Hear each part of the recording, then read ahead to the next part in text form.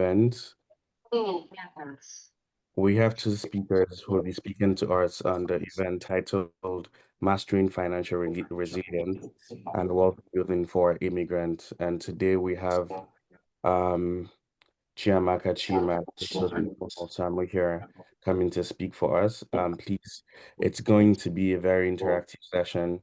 You'd expect us to ask questions, speak, and discuss every single thing we believe we can learn from them, and also every question we think is a burning thing for us to ask as well. So once again, you're welcome, and I hope you have a very wonderful moment here today.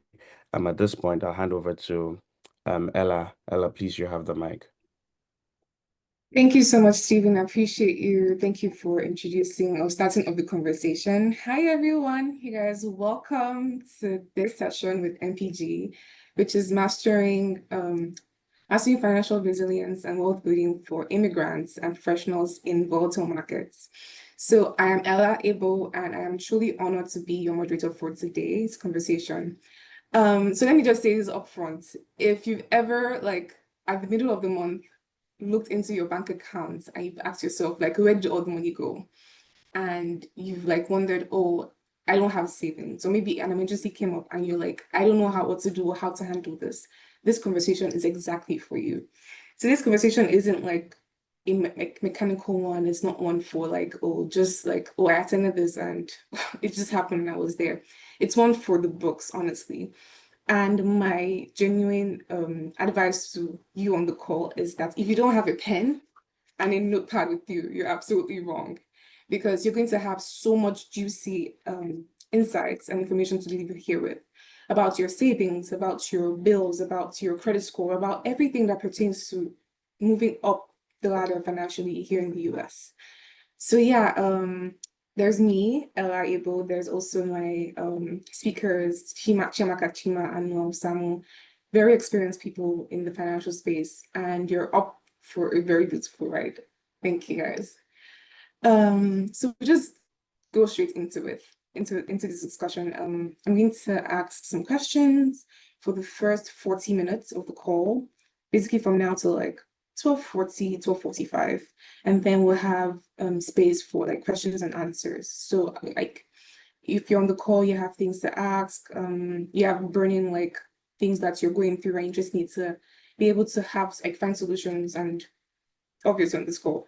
So between like 12:40 to 1 p.m. you can answer those questions, talk about them, and find solutions to those burning questions. So Mr. Noel, Chiamaka, guys ready? Yes, excited to be here. Okay, great. Absolutely. Amazing. And I hope our people are ready as well. If you're ready, just like give me something like a thumbs up on the chat. If you're ready, just say hi on the chat to start the conversation. Okay, thanks, guys. I see you guys. Thank you. I see Unuma. Okay, thanks, guys. Hey, okay. It is promising, like I promise you guys, I'm the one who's moderating, so it's going to be fun, it's going to be interactive, it's going to be everything and more, okay? Like, don't come here and be snoozing. You have to like engage in the call, say your mind, like just address things that you need to learn about finance. That's what this call is going to be about. Thank you so much, guys. So my first question for Noel.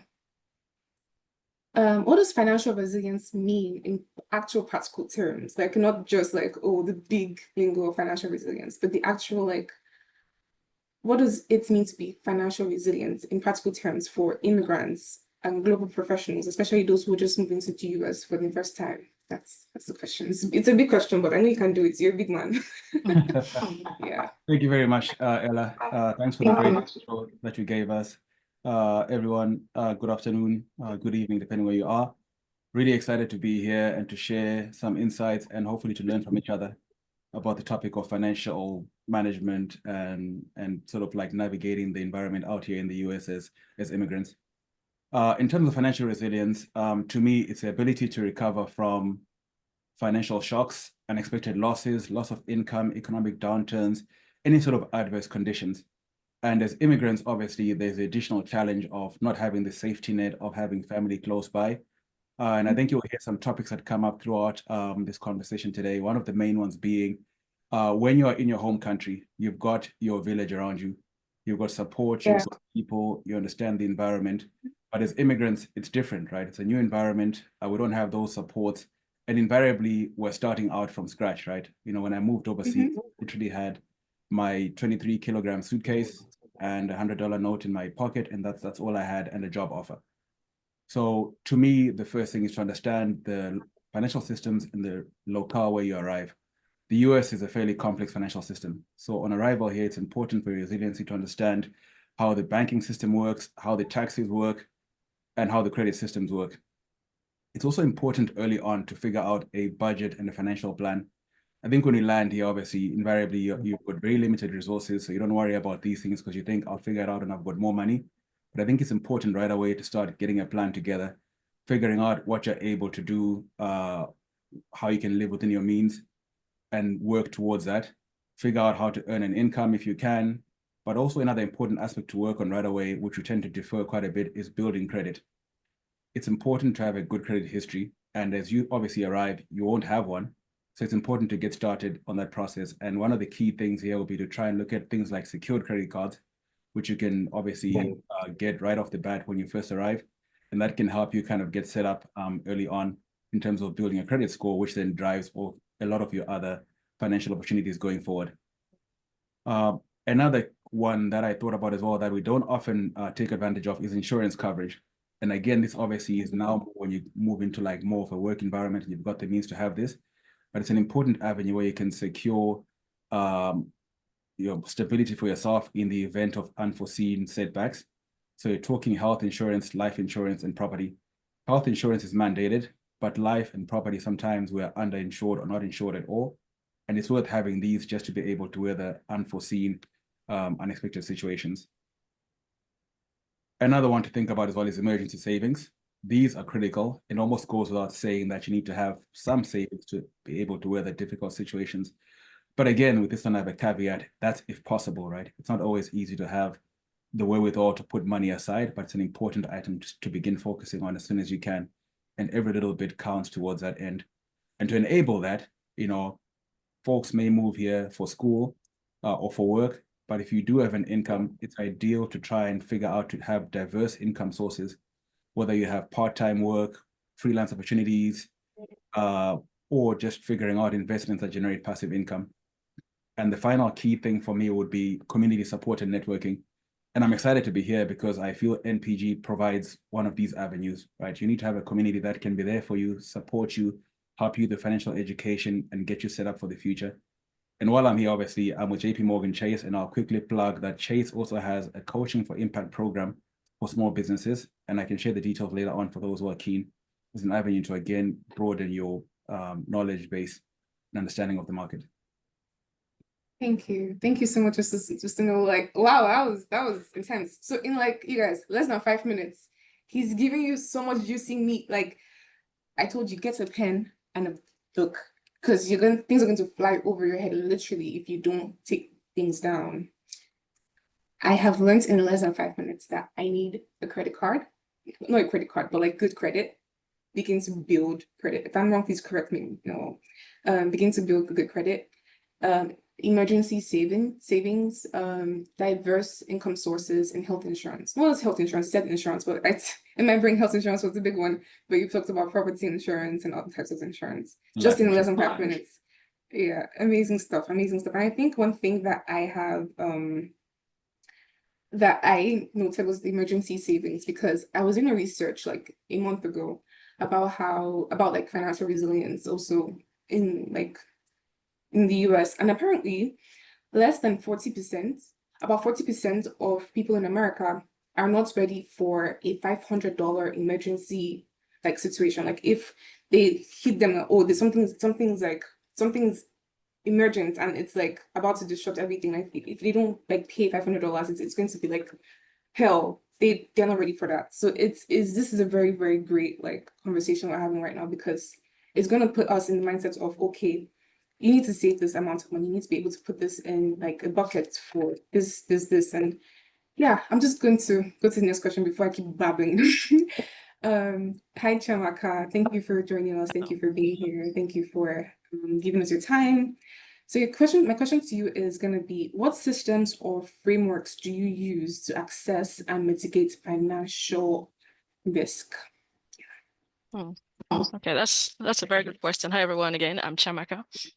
And when you think of financial risk, there's a lot of things that comes into play. And if you're like every beginner in the financial space, you're like, where do I begin? How do I make sense of everything? There's always something new. How am I going to subdivide it? There's a long term, there's a short term, there's the mid term or near term. There's so many different things you're thinking about.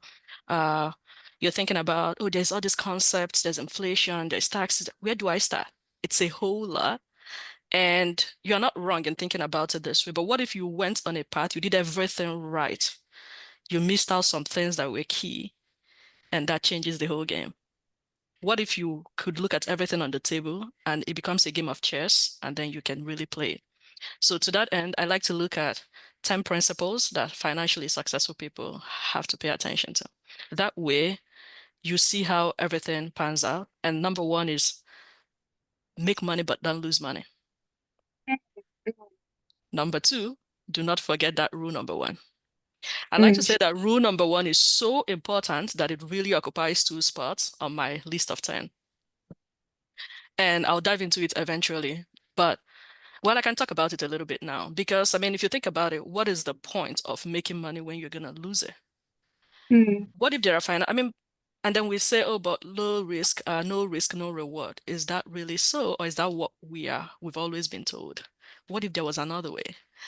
So what if there are financial assets that allow you to make money, but there are guarantees associated with it such that you don't lose money? You may not make as much, but the very concept of indexing, which is something, if you never learned anything from today's talk or from my mouth, remember that concept of indexing. It's not index fund. It's not that. It's completely different. Think about it like you have a bucket. I can use a bucket because we're Niger people here. So you get a bucket. It rains money. It rains, returns. It rains something. You bring out your bucket. You fetch. You go back in. Come the next year or segment, it doesn't rain anything. You don't bring out your bucket, but you didn't lose what you had in your bucket. Many other financial avenues we have in front of us or financial assets we have in front of us. No, it doesn't matter how long you've been investing in that. If the market falls, if something happens, you lose a percentage of every single thing you have. And if you've accumulated so much at that time, it's a percentage. You lose a significant percentage. And we know that the negative loss, like the losses, they are harder to get back to. I call it the adverse impact of negative returns. Because if the market goes down by 50% and you have to come back up by 50%, you've not gotten back to where you were.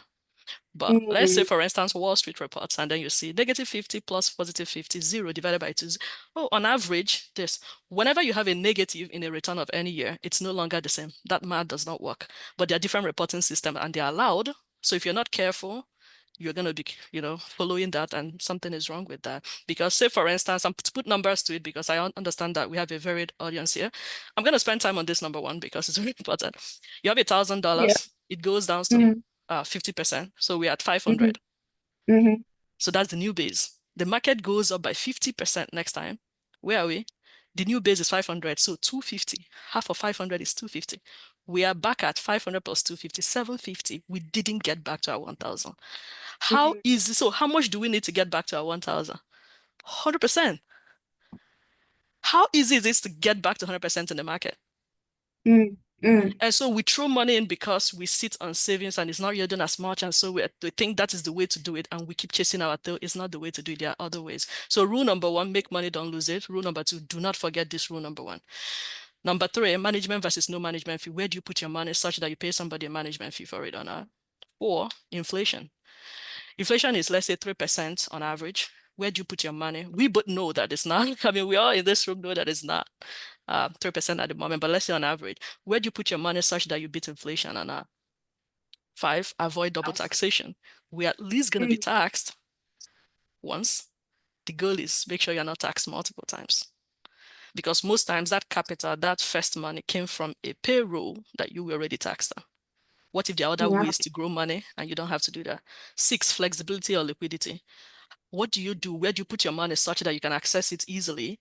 Because the opportunity cost of that is huge. If an opportunity comes to you and you can access it, there are shackles. It's your money, but someone else tells you how you're going to deal with it, when you're going to take it. Oh, you're not of age yet. Oh, it hasn't matured yet. Stuff like that. So 7 compound interest, where do you put your money such that you grow it by compound, not simple interest? There's a difference. We all know the difference, but we underestimate how much can happen in the decades we're planning for our retirement. Number 8, Social Security. This part, many of us don't think about because we're young people, we're new in the country, and that's one of the things that affects, the way we build wealth. There, you can do all the things right, but put your money in the wrong bucket such that by retirement, where you're plucking it from, they constitute something called provisional income. And therefore, up to 85% of your Social Security benefits will be taxed. Number 9, the number 1 cause of poverty or bankruptcy in America is critical or chronic illness.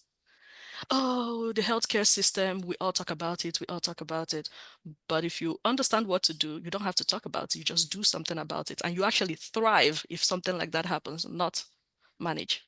Then number 10, probate court system. We don't think about this because, again, we are plugged right in the middle. We came here, many of us, let's say we came from school, we came for work, we didn't grow up here, we don't know so much about the financial system of the place we came into. We don't even understand the concept of probate. There is a place where you can have your money such that when you die, or the day you die, everything you owe becomes due. Now, the thing you thought you were building for your family, you put them in more risk because now assets are frozen. And that's why we see the 911 emergency, that community GoFundMe when people are sick or when people die. So you have to be careful about where you put your money such that those assets are not frozen and you could do stuff with it. So I'm going to stop here. These are the financial principles or the system, the framework I use to think about money. Thank you. Okay. Wow. That's all I have to say. Can you hear how my breathing has reduced? I'm out of breath. You just listed 10 things as if it wasn't, did you not just download my entire master's in finance I have to say, I almost feel like we can end right there. Thanks very much, guys, for joining. I think that's Thank you guys. That's it. And I'm really sorry if you don't have a notepad with you. If you don't have a notepad, you've just lost 10 significant, the entire conversation was in. Well, anyway, thank you. I don't even think I know what probate means. Suppose, what does probate mean? The last point. Yeah, so probate court is, so day we die, everything we owe becomes due, and somebody has to pay for that. So that, let's say for instance, you were sick and you were taken to the hospital. That last ambulance that carried you, who's going to pay for it? Those last services, those last things, what's going to happen for it? So the government is going to have to freeze your asset to be able to collect on those things. And the place they go to get dispositioned is the probate court. So the probate court is kind of like how you have obituary for somebody dying, you call out that, hey, there is this stuff, the creditors come forward, they settle stuff. Even if you have a will, things can still get frozen. Trust is a different conversation, but will. So now, after everything has been dispositioned, what is then left over, maybe the will can then say, this is how I then distribute the rest of it. But that probate court where it happens, if you're not careful, you don't plan yourself right, the issue with probate court is that things don't even start immediately and they take so long. So while you're mourning the loss of a loved one, assets are frozen. That car is repossessed. That house, that mortgage, eventually they may not be able to keep up, like some other things. And then things get just downhill from there. And that's why we see that, oh, the man came, him and his wife, and then, oh, they had kids and he was the breadwinner and this stuff happened or blah, blah happened. And that's why we hear this story. It gets bad and it gets bad so quick. There are ways around it. If you think about Prince's estate, when he died, I think he had left about 9 million. And if you're not careful, when things take on and on and on and on and on in that probate court, guess whose pockets get laced? By the time they finish sharing and did all of that stuff, what went to his family eventually was 3 million. Parts of it went to attorney fees and all that stuff and all that. So if you're not careful in how you're building your wealth, that could happen. Yeah. Thank you. Thank you so much, Amaka. I appreciate that. I had more questions to ask, but I think I'll ask afterwards. But just to recap for anyone who's just joined the call or anyone who maybe missed it, there were 10 points she gave, and I'm just going to give rule number 1. And rule number 1 is the most important one, which is actually, if someone on the call can just tell me what rule number 1 is or what it was, I probably will send you like $100 CD. Let's see. Fastest fingers, let's see. If I don't send it to you, money, but don't lose money. You don't lose The money. $100. Make And money, my but money don't lose again. money. I don't know who answered it, so everybody gets $100. Okay, moving on. Thank you guys. Thanks. I just wanted to be sure that people were paying attention and taking notes. And it's great to know that that's happening. So thank you. So next question for Noel.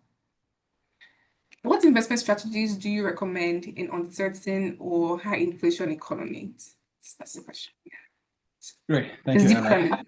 Very, very big question. Yes, please. I can't wait for the answer. Absolutely, Ella. So this question to me is intriguing because, moving to the US, when you heard a question like this, it often referred to other countries, right?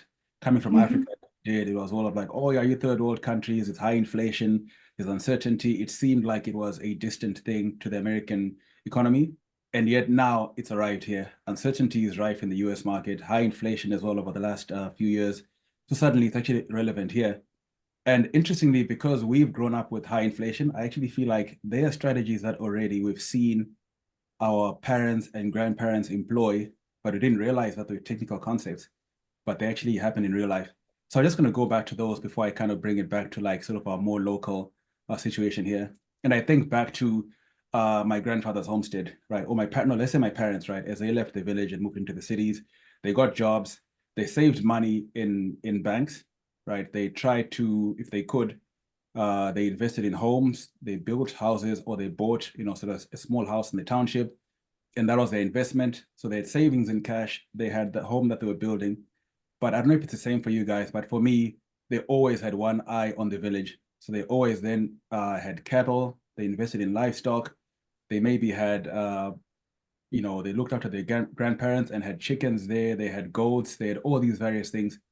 And what this all to me encompasses was that they felt like if things go wrong in the city and they have to leave, they can fall back on their village home and they've got these investments already sitting there waiting for them. And that to me applies the same way to sort of like life here, right? The key thing there is diversification, which I think is critical.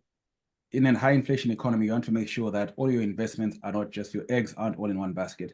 You've got different investments so that if one of them suffers, then you can sort of survive based on the other one. And in high inflation environments, your strategy should be to focus on preserving capital and maintaining purchasing power. What that means is in high inflation environments, a dollar today won't buy the same thing as tomorrow, right? So you want to try and make sure that somehow you can be able to buy tomorrow what you can buy today. So that means earning enough return to sustain your purchasing power. So to achieve this, going back to diversification, you want to obviously limit your cash investments because you lose value in cash unless you can invest it in ways that earn a competitive interest rate, which is not always easy to do. But the other sort of strong thing is, again, going back to my example, is real assets. Real tangible assets often tend to retain value during inflationary periods. Real assets entail examples are like real estate and commodities. You'll find that even whatever country you go to Zimbabwe, where I'm from, go to India, go anywhere where there's high inflation, housing constantly is appreciating in value because it tends to retain value versus the nominal currency. So you see housing prices go up, but in real terms, it's sometimes just a matter of them retaining their real purchasing power and their real value. Commodities are another big one, gold and silver, which is why you may have seen whenever there are financial shocks, the gold price will go up because people tend to have a flight towards gold and silver and other such commodities. These commodities tend to be a good hedge against inflation. So again, in that diverse plan that you have, if you can invest in these, then that obviously certainly helps mitigate high inflation situations. And if you're going to invest in equities, obviously, which I think for the bulk, most of us will invest, a lot of your investments will be in equities. You want to try to focus on stocks that have strong pricing power. That means companies that can adjust their pricing and therefore their revenue commensurate with inflation. So consumer staples, people invest in like grocery stores. Healthcare tends to go up in terms of cost and therefore the income to the healthcare companies. Utilities as well can often flex their revenue along with inflation, right? I'm sure your utility bills, or you've seen them all go up constantly each year. And again, obviously, in these times of uncertainty, whereas I'm talking about picking your equities carefully, you also see in the rise of meme stocks, right, with the AMCs, etc., which people made money off of. And again, that's always tempting and risky in times of uncertainty. But the problem there is, sustainability. You may get in today, you may make some money, But again, at some point, you know it's going to crash. And are you going to be the person who's left holding the bag when it crashes? A few other investment types here as well. Obviously, you can invest in a different place, right? As the US inflation here may rise, you may have seen people move their money elsewhere to other countries. Or for us as immigrants, you think about investments back home in different things, right? It may accelerate your decision to build a home back home or to invest in something else. But as I said earlier about obviously cash doesn't hold its value during these times of uncertainty, it's also worth noting that it's important to maintain a certain amount of cash, because when things turn around, or even as things are still kind of like, going downwards on a downward spiral, opportunities will come for investment. And those who have got some cash to play with will be the ones who will make good money. I look back, an example that I'll touch on later on in this discussion as well is during when COVID first started, the markets completely collapsed, as you all remember. But when they collapsed, those who had cash sitting in reserve, once the stocks got to rock bottom, those who got in at that point made an absolute killing. So it's worth thinking about trying to be aware of, like, yes, obviously be risk averse, but sometimes it's also good to be prepared with a little bit in your back pocket. Oh, thank you, Noel. I appreciate you. I think I've gotten a lot from what you just said, because first of all, I think one thing that stood out to me was make sure you build stuff at home. Like anyone on this call, if you have not begun to think about like saving up and ensuring that you build property or buy properties from wherever you're from, that's like no one has just told you that you need to think about that.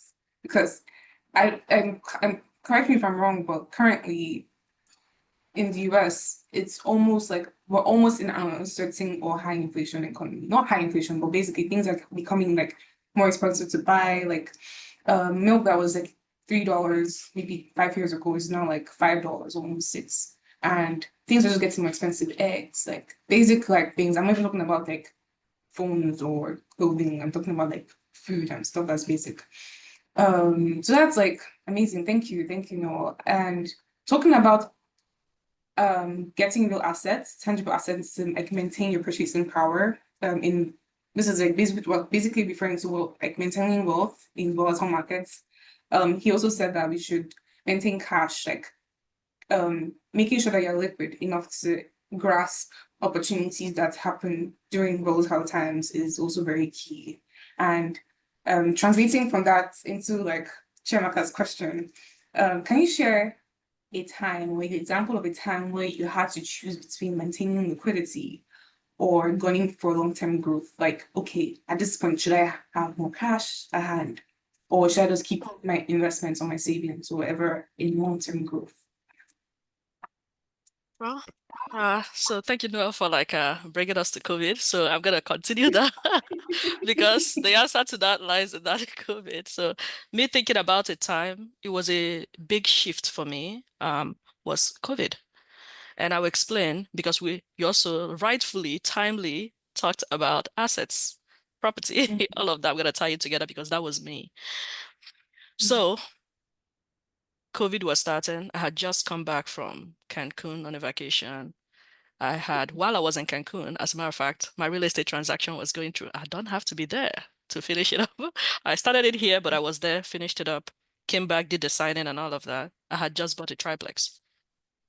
And I had a wedding in California I had to go to. Yes. And I had just gone to like Triplex. I'm sorry. Oh, What's a what is triplex? that? A triplex Yeah. is like 3 units. Okay. Yeah, Sorry, so I'm if still you have learning. 4plex, 5plex, 6plex, you could call it that, like just for the sake of everyone in the room. So I just bought like a multi-unit property. Okay. So Okay. as opposed to the single family homes, that's what it is. Yeah. So you have one single family home, duplex, triplex, or like say 3, 4, 5, 6, 7. You name it that way, it's easier. Yeah. Thank you. So you're welcome. So I had just got that, and obviously for the sake of again diversification, right? So because the way I looked at single family, it's not that it's a wrong thing, it's just how you think about the way you invest in this. If something happened to that one, and if so my argument or my thought to myself before I did that, I ventured into that was to say, if something happened to that one, there's 100% chances of failure, which means if the person couldn't pay, now I'm on the hook to do that, and the mortgage is still due. But if I had 3 of them, chances that all 3 would have an issue at the same time, or if it was 4, because 5 and above is now considered commercial. So if you want to do that, small residential, then you're thinking 4 and below. So, and if you, 4 is the most optimum. If you can't do that, look at 3. So, and then I thought about it. So I all of a sudden took my probability down from 100% to 33.33%. So, and chances are that things are not going to happen at the same time. But if they did, but what if I also, in the spirit of diversification, look at people from different walks of life so that it's very diversified? I didn't know COVID was going to happen, but that's how I was thinking. And because I thought about it, your job is not your father's property. It's not your father's company. It's not your other stuff. It's wonderful. It's good, but define your relationship with it, especially in this kind of economy. So, and then I used to go to real estate meetups and all that, and I'm like, hey, I'm an engineer by day, real estate investor by night. Like talk about that, and because I believe that anything can happen at any time, the company has to do what is best for it. So, and then COVID hit. And I was in California for a wedding, and I had taken some funds. So I sold some equities from my company as down payment to purchase that. So not only did I not lose a lot of money, because I had colleagues that, oh my God, I just lost 90K in one day. Oh my God, I just lost that. Because it's percentage, I told you guys, remember? It's about how much you've saved over time. It doesn't matter how long you've been doing it. If it's 20 years, 30 years, 50 years, if you're at that point, maybe 35, 1 year to retirement, it's percentage. Trump tweets something, tariff something, whatever. Something sneezes, the market sneezes, percentage falls. So when it's bigger number, the money is like a lot. So, but the asset class, not all asset classes do that. And that's the one we don't think about. So now I think about that fetching and not fetching. So you actually safeguard what you had previously. So now, so I'm all over there. I'm sitting down. I'm at my cousin's house, and then we're looking at it. Oh my God, minus this, the market. Oh my God, they did this again. I did this again. And so I think to myself, wait. And then we're looking at it. I get a message from my tenant. Your rent is in the mail. And I was like, interesting. But like, then I hadn't gone digital. I was like, this is very interesting. So not only did I not lose a lot, I mean, I lost some because I still had money like in some of that. But not only did I not lose money because I just sold some equity to be able to buy this, I now have all this cash flow coming in. What a wonderful, I didn't plan it. It wasn't because I was so wonderful. There's no crystal ball. It just happened. But I've been reading and prepping for stuff like this. So when it happened, I was like, very interesting. And that gave me even more like, conviction for how I'm thinking about like the world building. And so I came back, things continued to happen. And like you said, eventually the market kind of turned around and then it started to make money. Even a monkey can close their eyes and toss money in the market and make a lot of money at that point. But we all knew at some point it's going to turn back around because it's all a cycle. But then at that point, so to your question, a time I'm wondering the saving versus the investing, man, it's always that conundrum, this or this. Wait for it. I'm sitting down here as a responsible landlord. The responsible landlord in me is sitting down thinking I have to have a lot of cash to shepherd your investment so you don't lose your investment. Rule number 1, don't lose it. If the roof falls, opens up, if the boiler, if the blah, whatever. So I said, what are the combination of things that can happen at once? The most expensive stuff, put it together, I have cash sitting doing nothing. A good amount. I didn't like it. And I have another friend. We all talk about the different investments that we do. We're pretty open about this stuff. And then she goes straight from her payroll straight into the stock market. She only keeps $1,000 in her bank account. I'm not saying do that, but we jokingly say, don't worry, I am your emergency fund, because she knows I keep cash. So she can do that. I know she can take it from me and then eventually do that. So we laugh about that. And I thought about, I didn't like that I couldn't partake of that. I mean, I put some money in, but I didn't like that I had all this cash sitting but couldn't be deployed doing nothing. And in that moment, I realized, the real estate industry, we are kind of having it wrong in the way we calculate cash and cash return on investment. We're not thinking about the opportunity cost, because when you do that calculation for your return on investment, we're not thinking about the opportunity cost of the cash that sits shepherding that investment, which should ultimately reduce the return on investment on that. And I said, I have to readjust how I'm thinking about my investment. And so I went back to the spreadsheet, put that in, did that. I didn't like it. So I started researching what asset class allows me to have my cake and eat it. Oh dear, was there one? The power of researching stuff. There is something, the and asset, not the or asset. The or is sitting to figure out. So that's why I'm going to turn back your question to this or this, to my finding. What if I don't have to decide, should I save or should I invest? What if there was another way? In saving, I have the liquid cash, I have the safety, I have kind of like the guaranteed growth, but maybe not a lot of growth, but it's still guaranteed, because it's, my fear factor, how much can I like invest and be willing to lose? or like keep saving but be willing to lose. So I'm not investing, I'm then saving it. In investing, wait, if I save and get the liquidity, the safety, and the guaranteed like growth, even if it's small, I miss out on that cash flow from investing. I miss out on appreciation if it was an asset. I miss out on the tax benefit from investing. Or if I invest, I get some cash flow, I get the appreciation, I get the tax benefits, but now I'm illiquid, the safety, the guarantee will be gone. Then there was a third option. I get that liquidity safety guarantee, I get the cash flow appreciation and taxes, and I get other things on top of it. I get the creditor protection, I get the tax deferred growth, I get the debt benefits, I get the tax-free transfer, I get uninterrupted compounding, which means this is, again, another beautiful thing the rich do. What if I was to build my bank, capitalize my bank, borrow against my bank? I didn't say take my money, borrow against my bank, do everything and let my asset seat die and transfer everything tax-free to everyone else. Isn't that the goal? When I realized this, I said, get out of here. There is an asset class that does that. It is the AND asset. And then the cash value. So 7702 accounts, they are called, or the cash value life insurance. It has the word insurance in it for a different reason. Don't ask me. We can talk about that privately, but it's very interesting. But these are 7702 accounts, and it is legal, and it is used by like all the people you know that the forefathers of America. What would the Rockefellers do? That's a book. There's a book, The Family Bank Strategy, too. That's a book that will discuss some of this and how people do it. So, in summary, my story started out in thinking about this versus this, to not liking it, to calculating the opportunity cost on that, to figuring out something and then moving towards that. And that's why I do what I do today. I got licensed. I talked to all my friends about it. Is this even legal? I said, yes, yes. And then I got licensed for it and then started doing that. So that's pretty much it. Shocker. They always give you breakfast, but thank you. Thank you. I hope you guys have your notes out to take notes because I don't even know where to start with my questions for Chamaka at this point. But we'll go there. We're almost like supposedly at the end of this. Something I'll just say to our audience is that two things that I've picked from. I picked one or two things, but something that I've picked to decide to share with you is that she mentioned researching, like having a question in our heart and researching about like, oh, is this actually possible? And then finding something out and then like digging into that thing and putting action to it. And then the next one was having friends that were in the circle of having the same mindsets. And I don't think like underestimating the power of influence of your circle is amazing, yet it's very powerful. On to the next, because we have so much time. But when we talk about tailored guidance for immigrants and diaspora professionals, and my question to know is, what are the common pitfalls immigrants face when building wealth abroad, and how do we avoid them? Thank you very much for that, Ella. And Shamak again, great answer once again there. As far as the pitfalls again go, there are a few tough decisions we have to face as immigrants, right? And I think the big one for me is always about the battle between what I'll call the village, which is the home country where you're coming from, and then your adopted country where you live.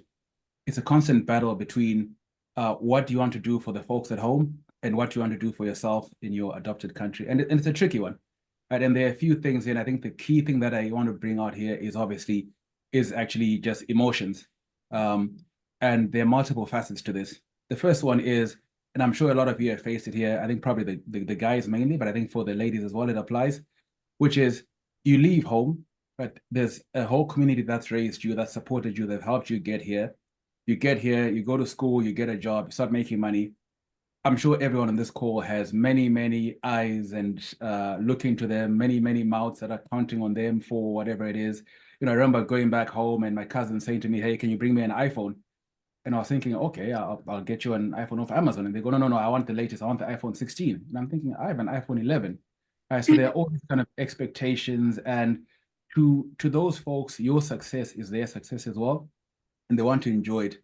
Now, what that means for us here is you're constantly battling between how do you satisfy those needs and appearing to your family and your people at home as though you've succeeded, while also trying to navigate the environment over here. So again, lots of emotions there between the home and the village versus your life over here.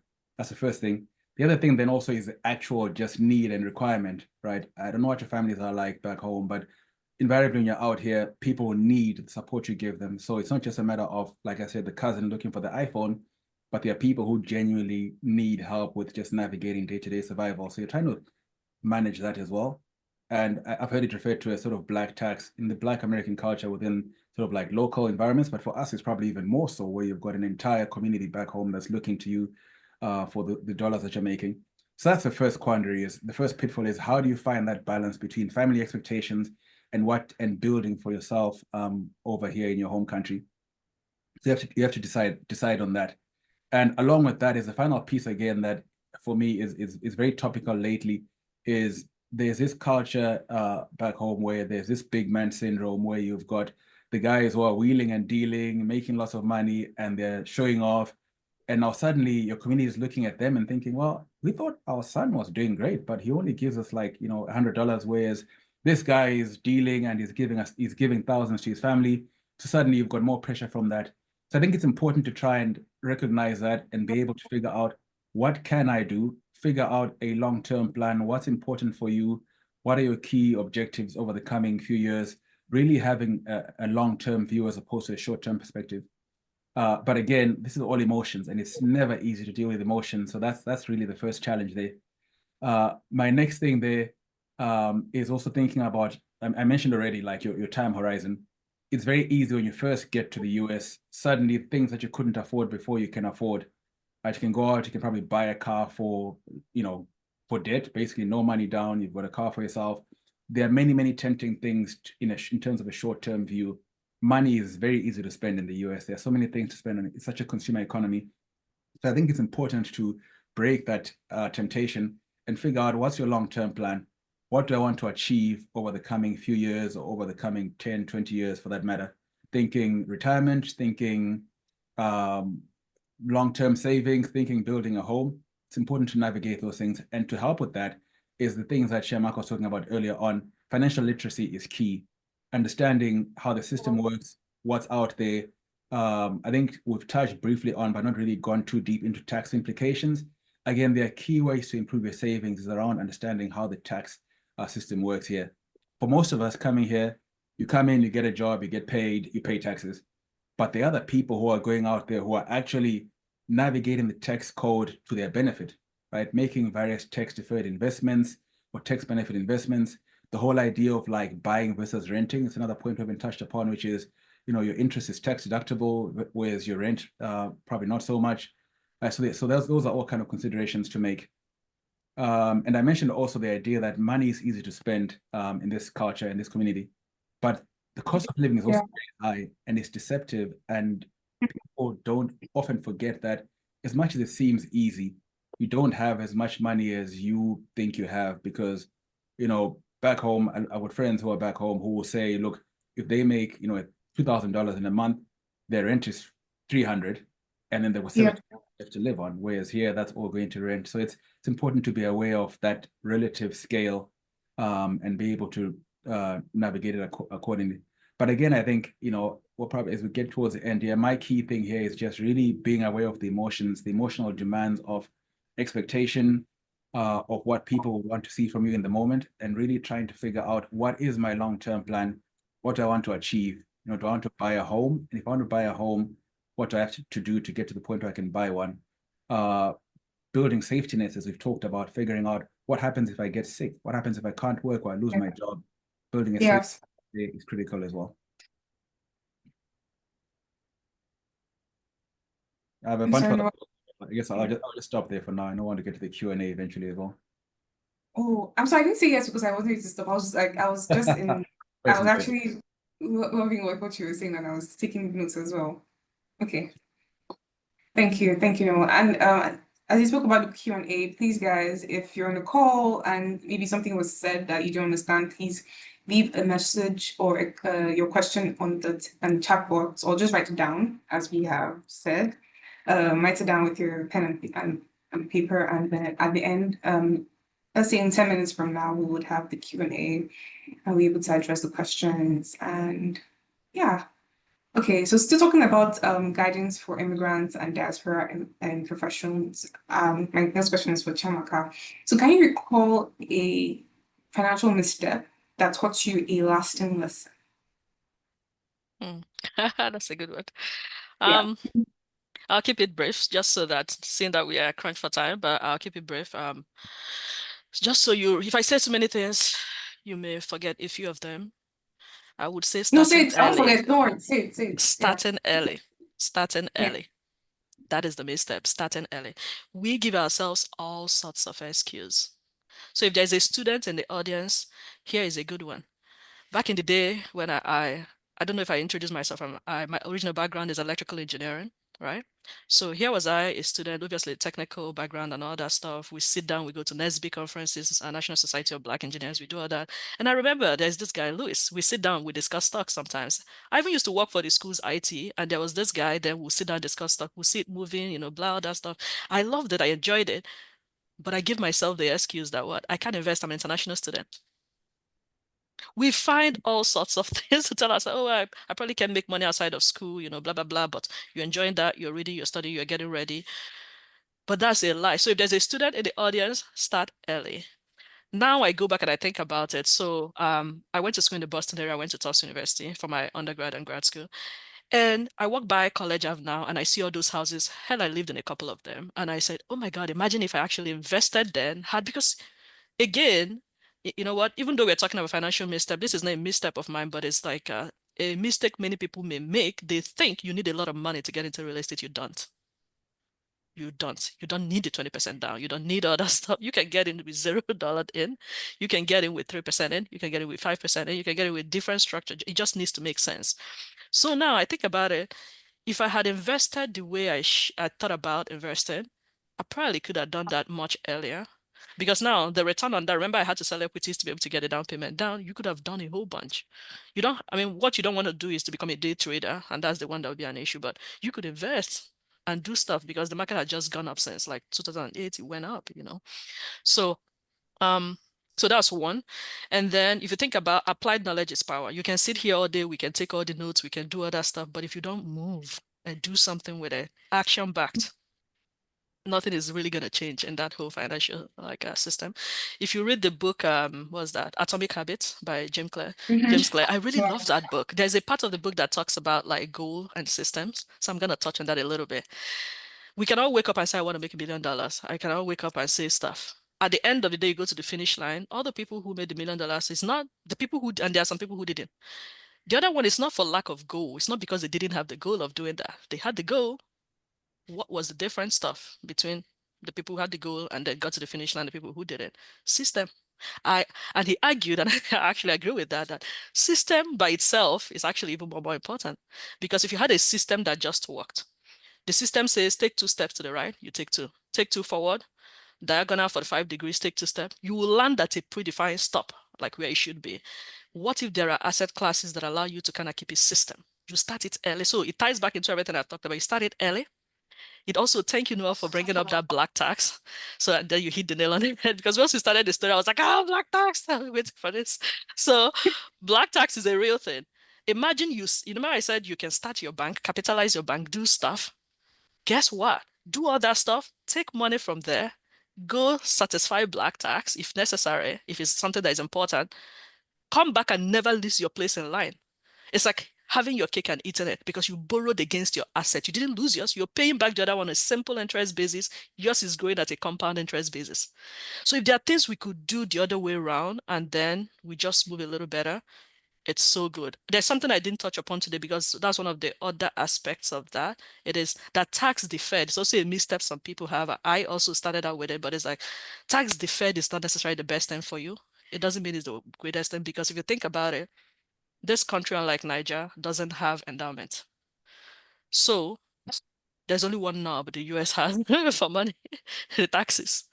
If this was Nigeria, if I needed money as the government, I can dip into the NPC, dip into the petrol reserves, like other foreign reserves we have from that. But here, if we don't have that, the only thing I have is the income of the people living in the country. So I'm gonna have to jack it up. As at the time the book The Power of Zero was written, and I was reading it, 76 out of every cent, every dollar that comes in for taxes is spent on 4 things. Number 1, Social Security, Medicare, Medicaid, and interest on the national debt. If you think about the first three, with the demographic shift we're about to experience in the next decade, the baby boomers are all about retiring, getting to nursing homes, all that stuff. Social Security, Medicare, Medicaid, those are going to balloon up. So let's say that goes to what, $92, 32 cents or something like that. Then the 8 cents is left for every other government program. The food stamps, the child work, the forest, the blood, the military, so many other programs are out there. What am I going to do if I need money? I'm just going to jack it up. So if I tax the Fed, thinking the taxes are going to be cheaper in the future, no, I need to wake up. And if you look at from 1936 to 1981, the marginal bracket, the highest marginal bracket never went below 70%. Today we see it in the 30s. So we're in a historic tax lows, just like we were in historic mortgage lows recently. So now it's cheap. So if you could do stuff that allows you to pay and be done with it, and then in future everything is free, that's a good thing. But guess what? There's something called Roth that does that. But guess what? You're limited, super limited. Whenever the government limits you anything, pay extra attention. What if there was something that unlocked what Roth limited for you? That's something you should be thinking about. So that would be the misstep I would talk about. Thank you. Thank you. Thank you, Chamaka. I appreciate your answer so far. Thank you, Noel. We're currently at 12:47, and let me see if we have questions. I have more questions for the speakers, but I don't know if you guys will want us to continue asking questions and answering, or you guys want us to just go into the Q&A session. You just leave a comment like in the chat box if you want us to continue questions and answers, or we should go with Q&A. Just like a chat or like reactions, anything would be nice. Thank you.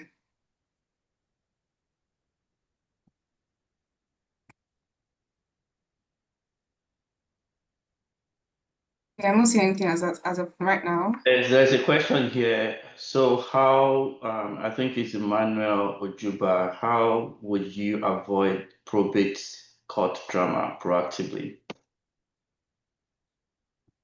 I suppose that question is for me.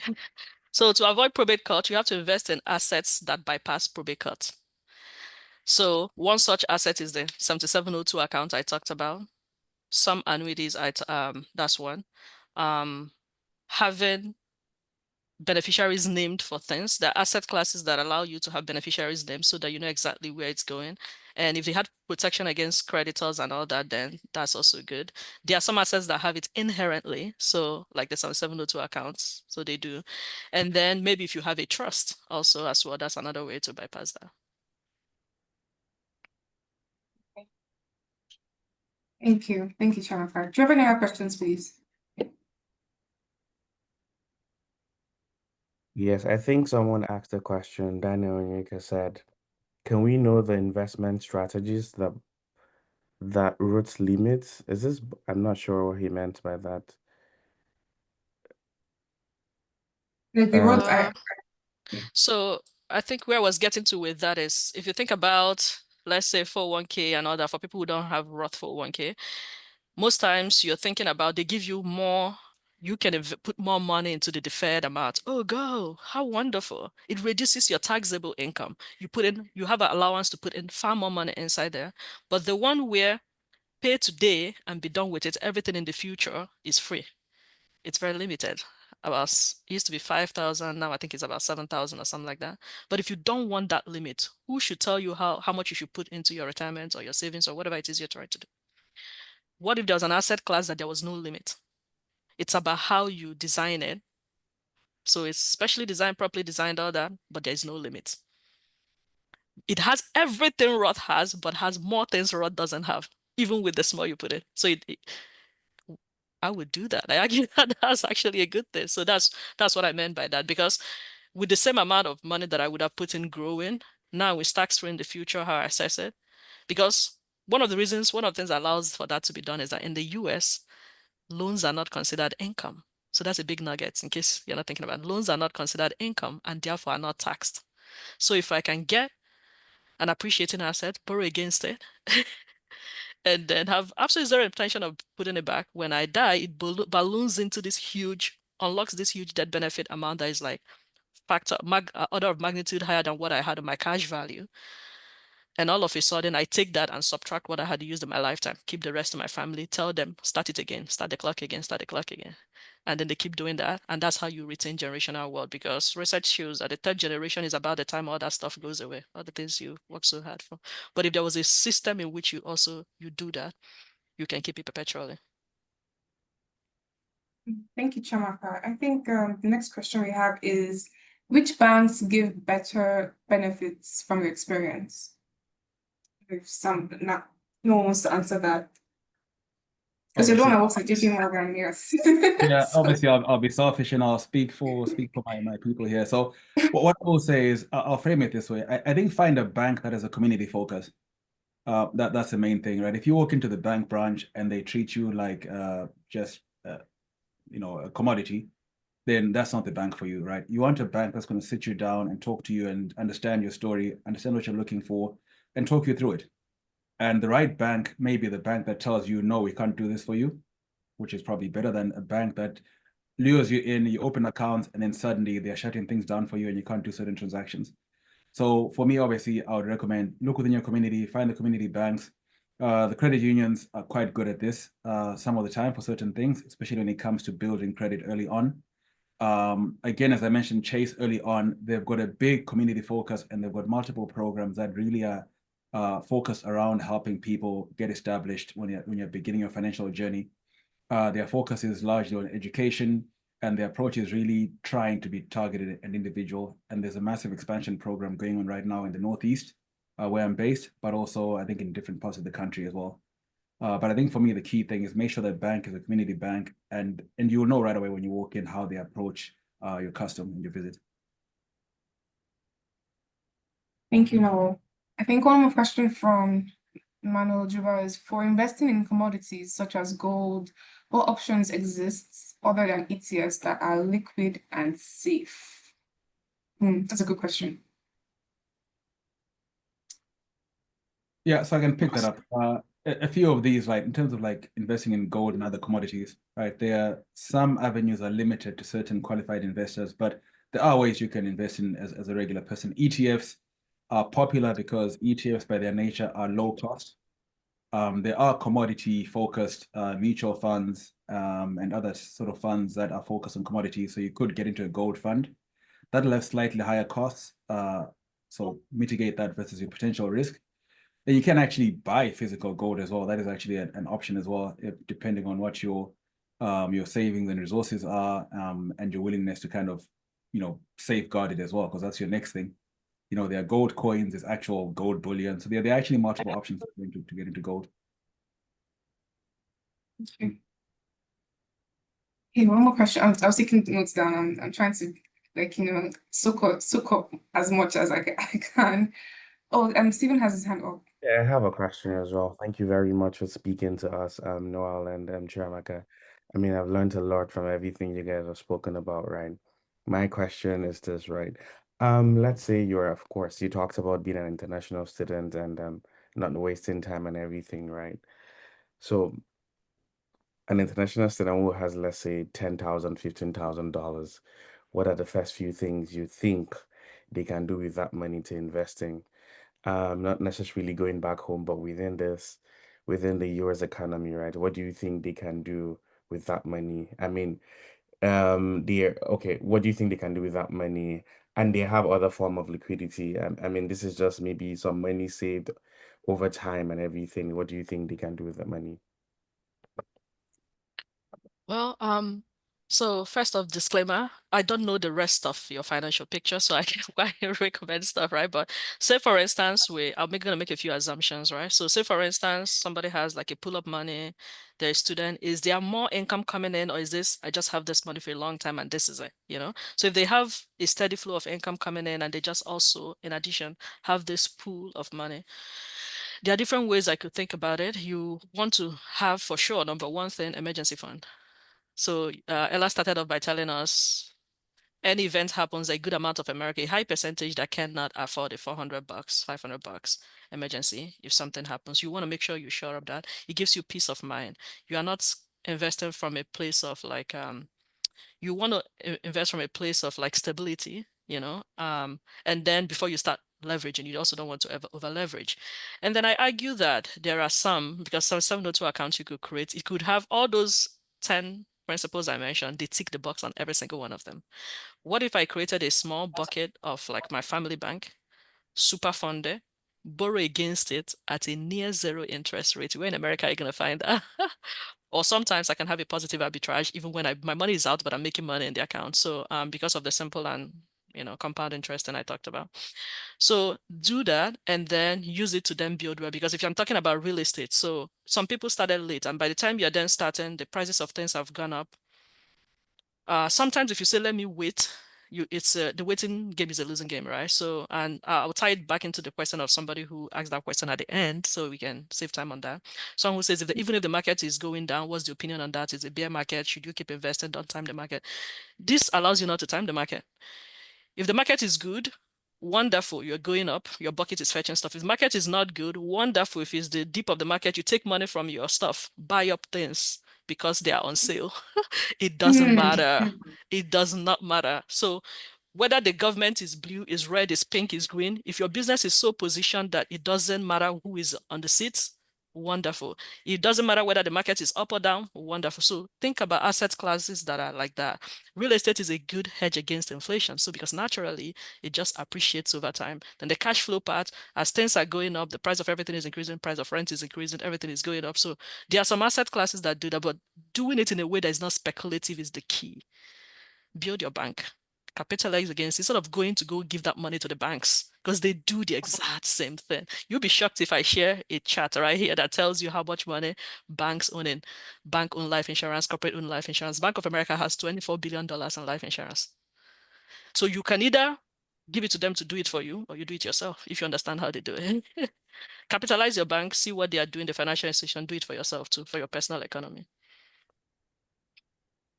Thank you so much, Yamaka. So we have like maybe 3 or 4 questions more. I'm going to put everything into one question because like time is gone. I need to have question. And because I'm the moderator, I will ask my question and I'll get an answer. Thank you. Okay. The 3 questions, I'm going to put them together. So someone Mercy asks that, can you please explain double taxation more? Even I don't know what double taxation is, so you have to answer it. Ade said, thank you to their esteemed guests. Was the question about IUL answered? IUL, so double taxation, IUL, and the last question is about from K Omits. What is the strategy for international students to buy a house? As an international student, what's the strategy of buying a house? So double taxation, IUL, And house. and buying a house. Okay, I can match that. So at IUL is an indexed universal life insurance. So it's one of the elements of this cash value life insurance, which is a permanent insurance. Think about most of the insurance we all know about. You feel like, oh, I pay into something and I don't use it. My car insurance, I've had my car insurance for forever since I was driving. And let's say a decade later, I've not hit anybody. Nobody has hit me. I'm a defensive driver. I drive very carefully. I get on the road. I get out of the road. Oh my God, use it or lose it proposition is a waste. Yeah. So there are so many insurance that we cannot know about that are indemnification type insurance. Make no mistake, this is not one of them. And that's why I say do not be fooled by that name insurance. Some things have to go by that name to be able to, fly under the radar and do some of the things it needs to do. But here is the point I make. So the same way, like house insurance, if my house doesn't catch fire and nobody's replacing it, in case flash news, in case we don't all know it, we're all gonna die. Sometimes I start out my presentation like that. It's kind of weird. It depends on who it is. Like, we are all gonna die. But the question is, age is an asset. What if, when I was young, or as I'm young, or today, because today is the next best time, I can start my bank today, leveraging my age today as an asset. So therefore, keeping some values low, but then pouring in an amount because it's not a cost. If I put my money in a bank account, it's not a cost, even though I'm giving it to a financial institution. So your premium in those kinds of accounts, unlike the other ones where it's a use it or lose it proposition, is a cost. Here is not a cost. There's a cost piece, but beyond that is not a cost. And I pack in even more than I'm allowed to do. There's something called in the same bill that Trump in his first of like the first office, that he passed on that $600 stimulus check. Some of us in the room may have may understand that or not, or maybe not even get it because maybe you make too much money. But in the same bill that happened, because we understand that in that same bill, he increased something called the 7-pay premium. We didn't understand it then. So what that meant was that the rich folks can pack in more money into that. If it was a cost, if someone tells me something costs $5, why would I want to pack in more if it's a cost? So then I pack in more money, allow time to do the work for me. Sometimes it's not about how much, it's just time, starting early. Because two people can start, one starts early, lower amount, stops. The other one starts later, puts in higher money, continues forever, never catches up. So then I do that, and then that's something. So that's number one. That's anything cash value life insurance, but then you then think about the things you want to do. IUL falls under one of them. The indexing part is also in that one. That's one of them. Then the double taxation is talking about most money that you have in your personal economy, it came from your paycheck where you've already been taxed. What if I can do stuff with it, make more money, but not be taxed again on it? If I put it in some other places where the growth on that money will be taxed, what if there are some places I can put it in and the growth is not taxed? We are told when you are young, 70% in taxes, 30 or 60 to 70% in taxes, 30 to 40% in bonds when you get older. What if there are asset classes and then those bonds return you like tiny amounts when you're old, just because stability is the name of the game, you gotta keep it. What if the asset classes that are stable, but they give you more than that, such that when you are now old because you built a family bank, it really doesn't matter. You still make high percentages. In fact, there's a fixed index annuity that I there's a company right now, one of the financial institutions I work with, that would give you a 9.5% guaranteed money, 12 years minimum growth.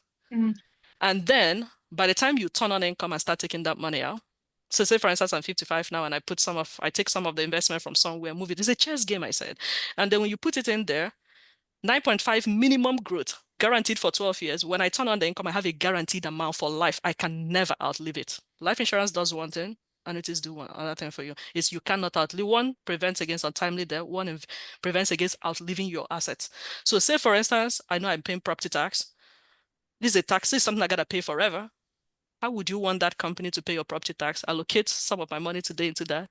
It grows it as a certain amount, and it gives me a number. This is the minimum you would get for life.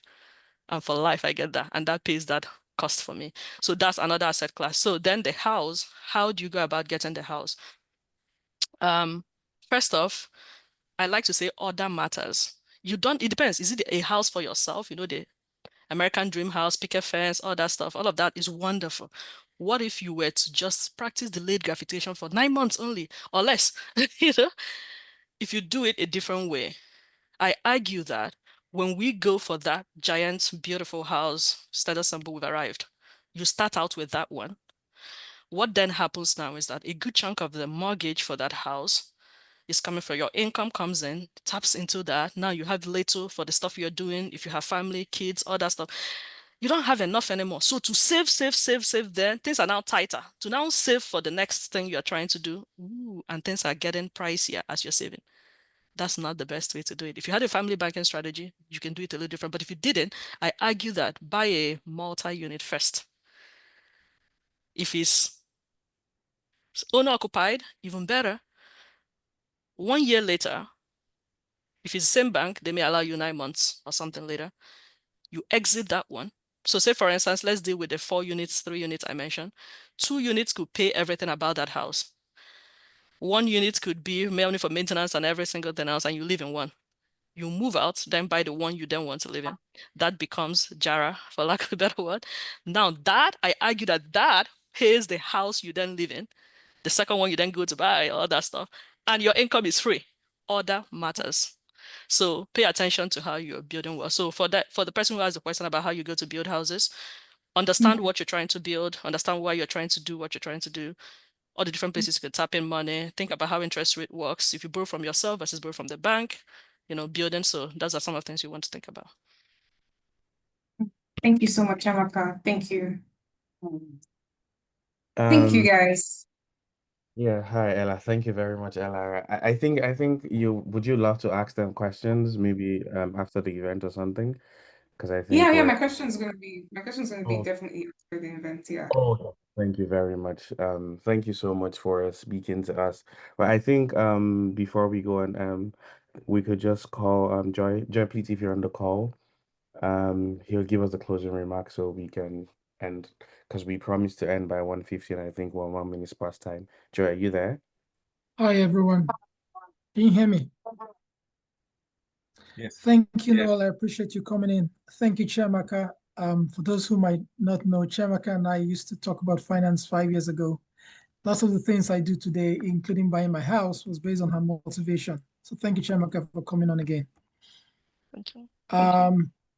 Nigerian Professional Group, our vision is to make NPG the leading global hub for African professionals, African students, and African entrepreneurs. And one of the things we're focusing on is unveiling this expanded brand campaign to make it more inclusive to the Africans in the diaspora, much broader vision. And we're going to be launching that very quickly. Thank you to Stephen. Thanks to Tosin and the team for organizing this. Expect more of this coming up in the near future. We'll be posting out more events that will be leading both on finance and on interesting topics. If you want to reach out to Noel or Chiamaka, I don't know if you dropped something to reach out to you in the chat so they can reach out if they have more questions. I know lots of people have more questions and it's very interactive. I want to thank you again, Noel, for your time, and to our Chiamaka too for your time. I will not forget Ella, our facilitator. Thank you so much for making it very interactive. We really enjoyed the way you put life into the event. Again, if you want to drop something, you can reach out to Chiamaka, or maybe we can send out their details if they share with us. Thanks, everyone. Have a great day. Have a great weekend. Cheers. Thank you. Yeah, for me, LinkedIn is easy for those who are on LinkedIn, but I can share details with Ella. Yeah. For me, I put a Calendly in the chat, so feel free to book some time on my calendar. Thank you, Noel. Thank you, Chiamaka. Everyone can reach me on LinkedIn. It's Ella Able. Thank you, guys. Thank you so much to our audience for staying and your curiosity and your questions. Thank you, Noel and Chiamaka. I appreciate you guys for your honest and actionable insights today. And on behalf of NPG, you guys should stay tuned for the next event. Thank you. Thank you.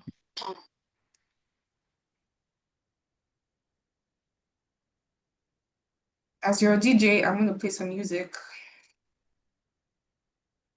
so we can enjoy the rest of our Saturday.